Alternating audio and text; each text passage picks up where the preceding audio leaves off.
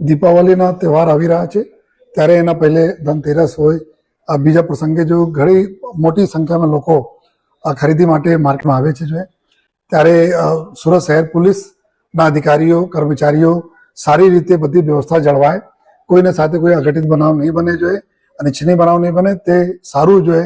સુરત શહેર પોલીસના પેટ્રોલિંગના પાર્ટીઓ અલગ અલગ માર્કેટમાં સાદે ડ્રેસમાં સી ટીમના અમારી જો લેડીઝ પોલીસ છે જો આ સાદે ડ્રેસમાં તમામ માર્કેટોમાં અત્યારે ફરવાના ચાલુ કરી દીધા છે, વોચ રાખી રહ્યા છે. મારા બધાને એક જ રિક્વેસ્ટ છે, જ્યારે આપ માર્કેટ આવો છો ત્યારે એક જ ચીજ ધ્યાન રાખવાની જરૂર છે. કોઈ પણ વ્યક્તિ અગર બોલે હું પોલીસ છું, તમારા બેગ ચેક કરવાના છે, તો કોઈ પણ સંજોગોમાં આપ બેગ એના ખોલીને જોવા માટે આપતા નહીં જોઈએ.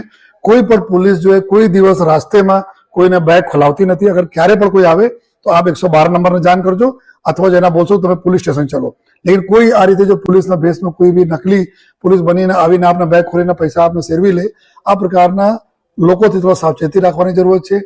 અને સાથોસાથ જો નિયરેસ્ટ પોલીસ પોઈન્ટ રહેશે એના સાથે આપ સંકલનમાં રહેશું જોઈએ. પોલીસની ઘણી ટીમો આપના પાસે આવતી રહેશે, વચ્ચે આવતી રહેશે. તો આપ સેફ દિવાળી મનાવવા માટે તમામ અમે પોલીસ અને અમારા નગરજનો મળીને અચ્છી અને સ્વસ્થ અને સુરક્ષિત દિવાળી મનાવી જોઈએ.